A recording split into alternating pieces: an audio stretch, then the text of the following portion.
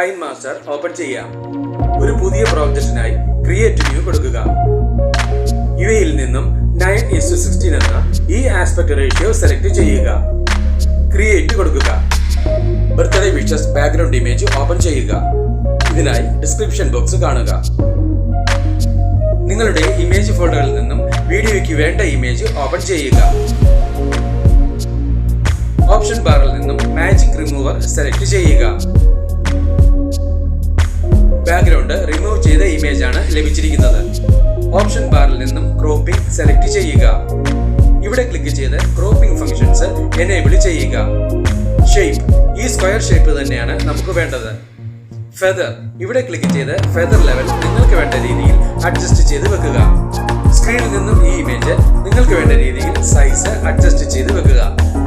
നിങ്ങൾക്ക് ലഭ്യമായിട്ടുള്ള rose falling video template open ചെയ്യുക. ഇതിനായി ഡിസ്ക്രിപ്ഷൻ ബോക്സ് കാണുക.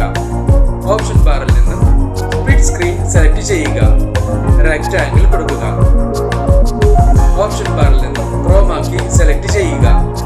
ഇവിടെ ക്ലിക്ക് ചെയ്ത് ക്രോമ ഫംഗ്ഷൻസ് എനേബിൾ ചെയ്യുക. കീ കളർ ഇവിടെ ക്ലിക്ക് ചെയ്ത് ബ്ലാക്ക് കളർ സെലക്ട് ചെയ്യുക.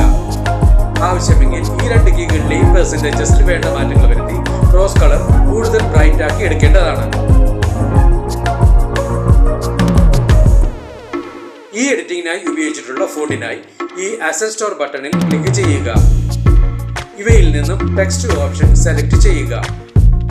ഹാൻഡ് റൈറ്റിംഗ് സെലക്ട് ചെയ്യുക. ഇവയിൽ നിന്നും പെസിഫിക്കോ എന്ന ഈ ഫോണ്ട് സെലക്ട് ചെയ്യുക. ഡൗൺലോഡ് കൊടുക്കുക. ഇപ്പോൾ ഈ ഫോണ്ട് നിങ്ങളുടെ KineMasterലേക്ക് ഇൻസ്റ്റാൾ ചെയ്യപ്പെട്ടിട്ടുണ്ട്. അസറ്റ് സ്റ്റോർ ക്ലോസ് ചെയ്യാം. മെനു ബാറിൽ നിന്നും ടെക്സ്റ്റ് ടൂൾ സെലക്ട് ചെയ്യുക.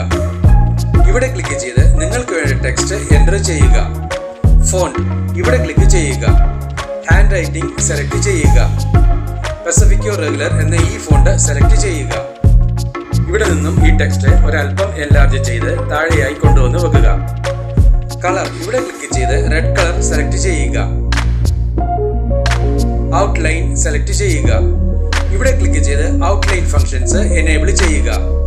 ഇവിടെ ക്ലിക്ക് ചെയ്ത് വൈറ്റ് കളർ സെലക്ട് ചെയ്യുക. സ്ക്രീനിൽ നിന്നും ഈ ടെക്സ്റ്റ് നിങ്ങൾക്ക് വേണ്ട രീതിയിൽ സൈസ് അഡ്ജസ്റ്റ് ചെയ്ത് വെക്കുക. ഈ 3 ഡോട്ട്സ് ബട്ടണിൽ ക്ലിക്ക് ചെയ്യുക. ഡ്യൂപ്ലിക്കേറ്റ് കൊടുക്കുക.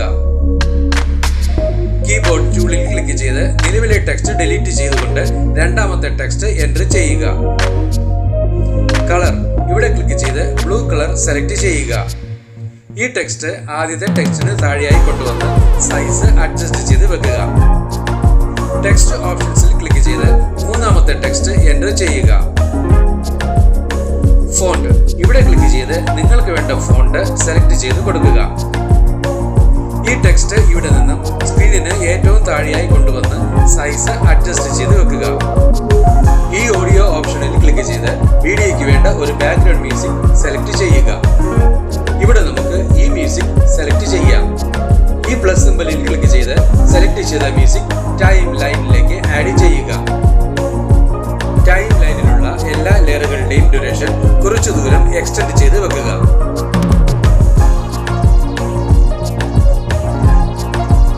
എല്ലാ ലെയറുകളുടെയും എണ്ണി വീഡിയോയ്ക്ക് വേണ്ട ലെങ്തിലേക്ക് മാത്രമായി ട്രിം ചെയ്ത് വെക്കുക.